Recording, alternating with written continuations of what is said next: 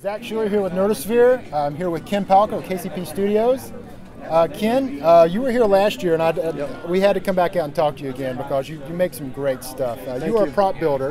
Can you explain what it is a prop builder does and what they do for the industry? Prop fabricator is, I think, is a very important role in the industry because you can have an actor act, but when you put a prop in an actor's hand, it takes it to a whole different level. Pretty much build everything and anything that has to go in an actor's hands, hand props. You know, guns, anything, knives, books, bottles. So, what's your background? I mean, you came into this, you're obviously passionate about it. So, my background is engineering. I have 2 degrees in engineering. One's aeronautics, the other one's mechanical.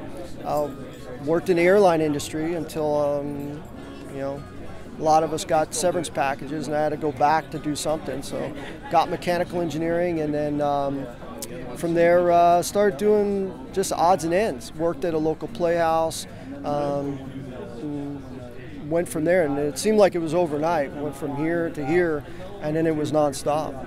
So do the studios normally approach you with a commission on something, or do they send you, or do you have to create from scratch? They give you a basic idea. I mean, what's normally the process? Well, the normal process for me, because there's different ways of this going. You know, you would go out for a job, bid on the job, hope you get it. And then there's, you build a little niche with some of the prop masters, and they trust you and they depend on you, so they know what they'll get from you. And every artist is different. You know, my way of building may be different from a different artist. So they know for this particular film, this is the guy we're going to. And I'll get I get contacted from the prop masters I deal with. And some of them will bring me on early on before illustration starts, so I can work with the illustrators. Others, I'll get artwork, just 2D drawings that you would see, like Johnny's has on his desk, stuff like that. And pretty much just build that, and it goes from there. CAD work and stuff. But most of the work now is all word of mouth. I get a phone call, and they know I specifically specialize in certain things, and it goes from there. You tell our viewers the difference, because a lot of people think you're prop master, but there's a difference between prop builder and prop master. Yeah. Prop master is the guy that oversees all of the prop fabrication, props on set, making sure they're there when they're supposed to be there for specific scenes. It's a whole other animal. There's a lot of stress involved. And I have to give a shout out to Dean Ellertson, because I love you, man. He's been there through the years, and I got a lot of good work from him. But yeah, it's a very, very stressful job, and it's more of a management. I guess that's the best way I could put it. He'll get a script, he'll read through the script, see what kind of budget he needs to have for all of the hand props he needs to do. He manages everything, and that has to do with hand props. And there's, like I said, there's a lot more to it. Now, my job is basically, I get the artwork, and I have to build the physical, make physical reality out of the artwork, and that's pretty much it. Now, do you have a team, or is it just you? It's just me. It's me, and believe me, it's tough. So I'm working on this Sony project now, and I'm documenting 600 hours averaging about 12 minimum hours a day, but mostly it's 16-hour days. Wow. And that's every day. This is the first day I've had off in a long time. So some of the stuff you've worked on, you've got a list of credits here. Star Trek Into Darkness, yes. Just recently Godzilla. What did you do for Godzilla? A lot. I mean, I've done everything from, tracking devices to biomass to Muto kill switches to kill one of the and kill one of the animals, to gadgets on the Halo jumpers like altimeters and whatever. Parts of the missile, the Minuteman missiles, everything. And you talked last year about the difference between hero prop and superhero. Yeah. So can you kind of enlighten us on what that and because that's still going on now with HD. Yeah. You do have to give even more detail. Yeah, it's like for me, it seemed like overnight. It was either hero, stunt, or background. And the difference between the two is a hero would be for close-up shots. It had to be the pristine model. Then you had your stunts, which are like foam, rubber, for the stunt guys. And then you had your background pieces, which are like hard plastic. They didn't have to look pretty, but they were just for the background. And I got on Into Darkness and building these phasers, and at one of the meetings they were like, the conversation got to, well, we need so many superheroes. And I didn't understand what they were saying to describe what is a superhero. And it was like, well, that's like the really good stuff. Now, I'm just like, well, okay, you just want me to make a better hero? I don't know. And that's literally how the conversation went. And it's not a knock on, it wasn't really a knock on the main guys at the studio. It was someone else that was involved indirectly with the studios that brought that conversation up, and it was like, really?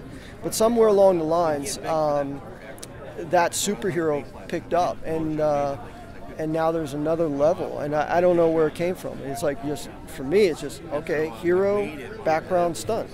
But superhero is supposed to be that much better than a hero. Yeah, well, I think that's awesome. You do some great work, and you guys stay tuned for things coming out from Kenny. You said you're doing stuff with Sony. I don't know if you could probably talk about that, but have you got anything else coming out that we can look for your stuff? In 3 months, I'll be on something really big. Okay. I can't say what it is, but it's pretty good.